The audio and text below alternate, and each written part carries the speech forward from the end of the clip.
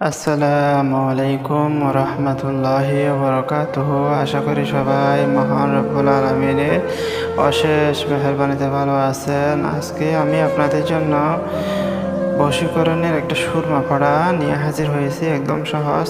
ধরুন আপনাকে চলার পথে কোনো মেয়ে অথবা ছেলেকে যদি আপনার পছন্দ হয়েছে, কিন্তু তার নাম ঠিকানা কোনো কিছু জানেন না, হঠাৎ করে তাকে তাৎক্ষণিকভাবে কীভাবে বশ করবেন, এ ধরনের রাস্তার মধ্যে দেখাশোনা অথবা আত্মীয় স্বজন বিয়ের বাড়িতে মধ্যে অথবা কোথাও বেড়াতে গিয়েছেন, সেইখানে কোনো মেয়ের প্রেমে পড়েছেন, আপনি কীভাবে তাৎক্ষণিক তাকে বশ করবেন এবং কীভাবে আপনার প্রতি আসক্ত করে তুলবেন, সেই সম্পর্কিত একটি সুরমা পড়ার আমল নিয়ে হাজির হয়েছি। আশা করি সবাই একদম শুরু থেকে শেষ পর্যন্ত দেখবেন। যদি টেনে টেনে দেখেন তাহলে কিছুই বুঝবেন না, আর যদি না বুঝে আপনি শত শত আমল করেন তাহলে কখনো কোনো রেজাল্ট পাবেন না। আপনাকে এই আমলটি দেওয়ার একটাই কারণ হলো, অনেকে আছে যে ছেলে মেয়েদের প্রেমে পড়ে, অনেকে আসে যে কিন্তু দূর থেকে পছন্দ হয় কিন্তু তার সাথে কোনো যোগাযোগ হয় না, কোনো কিছু হয় নাই। তাকে কীভাবে পাঠাবেন, কীভাবে তাকে আপনার প্রেমে অস্থির করে তুলবেন, কীভাবে তাকে আপনার ভালোবাসায় আসক্ত করবেন, সেই সম্পর্কিত আমলটি আজকে আমি বর্ণনা করতেছি। ইনশাল্লাহ একদম সহজ সরল আমল। না তার নাম জানতে হবে, না তার মায়ের নাম জানতে হবে। ইনশাল্লাহ শুধুমাত্র এই সুরমা পড়াতে দিয়ে তার দিকে তাকালেই সে আপনার প্রতি আসক্ত হয়ে যাবে।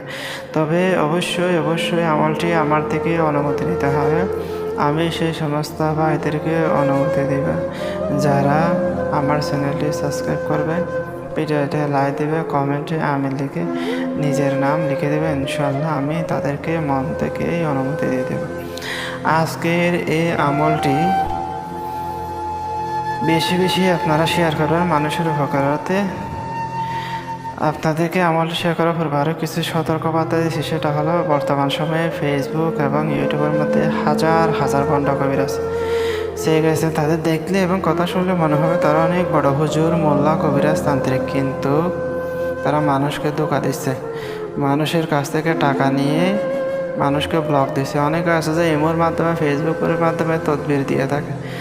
তদবির এত সোজা না, এগুলো এত সহজে কাজ করে না। এগুলো নির্দিষ্ট সময়, টাইম টেবিল মেনটেন করে লিখতে হয়।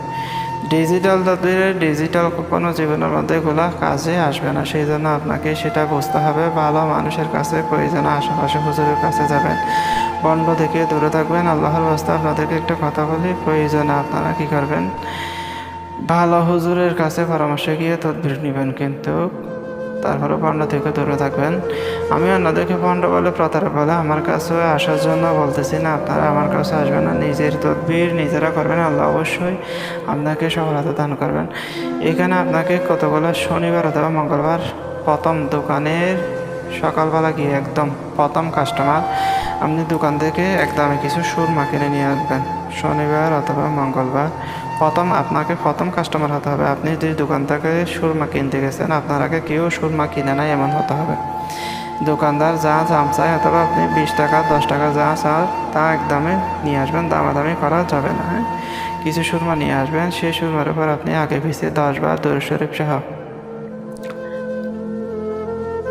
আপনি কী করবেন, সুরমার উপর ফু দিবেন।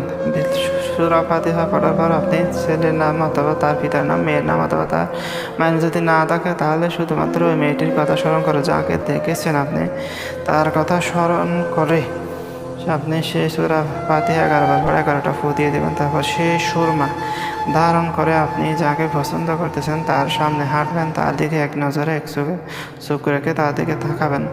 ইনশাল্লাহ তাকানোর সাথে সাথেই আপনার প্রেমে পাগল হয়ে যাবে, আপনার প্রেমে পড়ে যাবে, আপনার ভালোবাসার প্রস্তাবে রাজি হয়ে যাবে। তো সবাই ভালো থাকবেন। আমলটি বেশি বেশি শেয়ার করবেন, আমার জন্য দোয়া করবেন, যাতে সামনে আপনাদের জন্য আরও আমল নিয়ে হাজির হতে পারে। আসসালামু আলাইকুম ওয়া রাহমাতুল্লাহি ওয়া বারাকাতুহু।